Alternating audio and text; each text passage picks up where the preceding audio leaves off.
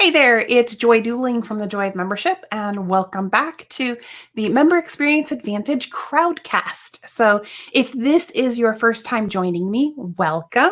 And if you're coming back, welcome back. I'm glad that you took this few minutes, whether you're watching me live or you are catching the replay.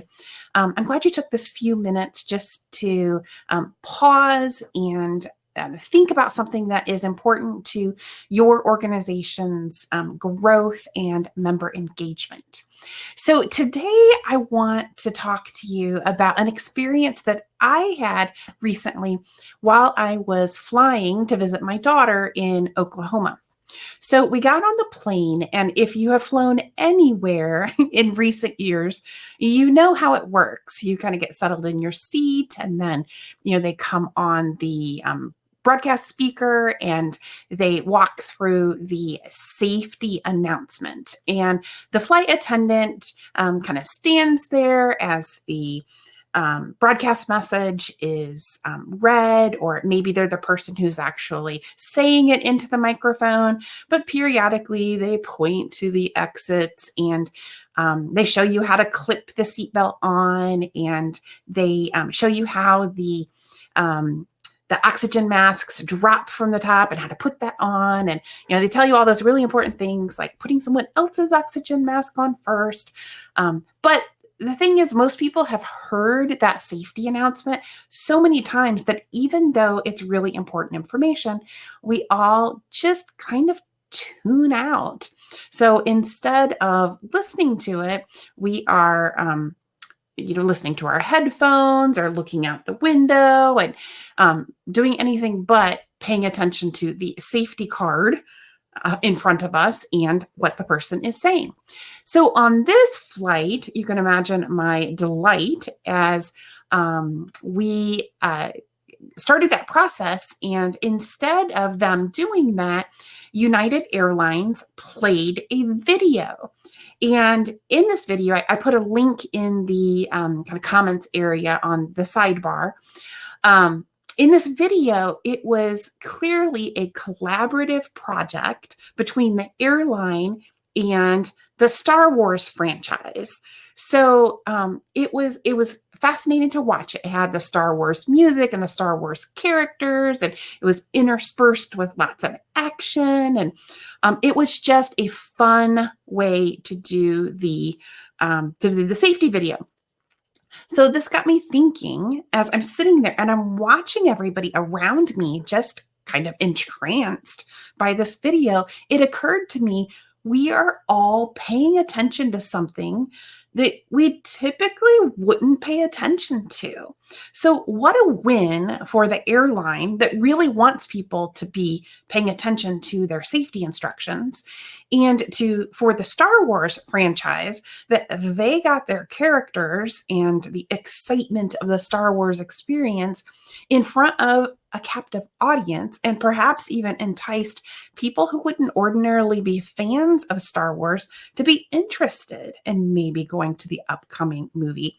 And then it was a win for, myself as a passenger, as the audience, to just have a more entertaining experience. I don't know any other way to put it. So it was a win-win-win.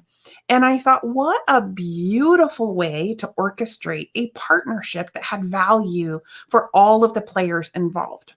Now, over the past year, I've been thinking quite a bit about this partnership situation, because almost every association or trade group out there wants to have these partner relationships. Now, what you call those relationships differs from organization to organization. They may be sponsors, they may be affiliate members, they may be business members. I have a client that calls them trusted partners. But regardless of what you call them, these are typically companies that want to get in front of your audience. Now, the offerings that are typically available to these partners is something like, oh, you get your logo here and you get a logo here. And if you're at this level of partnership, you get these benefits. But if you step up to this level of partnership, you get a larger logo and it's in more places and those sorts of things. That's pretty typical. But it's not all that effective in terms of creating those win-win-win relationships. So I like to encourage organizations to think about ways to be creative and partner with companies, not just so that you get the revenue stream coming in, but that you actually create additional value for your members, because it is that value that you're creating for members that's going to get them to engage with the partners, and it is the engagement of members that's going to create the value for the partner, which in turn is going to make them want to invest in your organization year after year. So how can you create these kind of win-win-win partnerships? Well, I think it takes a little creativity, and I think it takes moving beyond the typical tiers that you see with membership organizations. So if you look individually at each business partner, what are the assets that they're bringing to the table? What can they contribute to the relationship? Could it be something like a guidebook on a specific topic that is of special interest to your audience? Could they do guest posts for your, for your newsletters, for your blog, for your social media? Could they partner with you on a holiday gift to get their offerings out in front of your members? What about a lecture series where there are continuing education units that are offered for your members? Like most aspects of effective member experience, in order to attract, engage, and retain more members, you really have to get creative about how you leverage these relationships. And the cool thing is that when you spend the time actually having conversations with partners and figuring out what makes sense for them, you are building a higher value experience for your members and truly creating that win-win-win sort of scenario. So that's what I have to share with you today. I just encourage you to think about what you're currently offering. And if you go to your partner page and you see these tiers that are things like logo size and placement and things that aren't very jazzy or interesting, perhaps it's time to take a little more creative approach.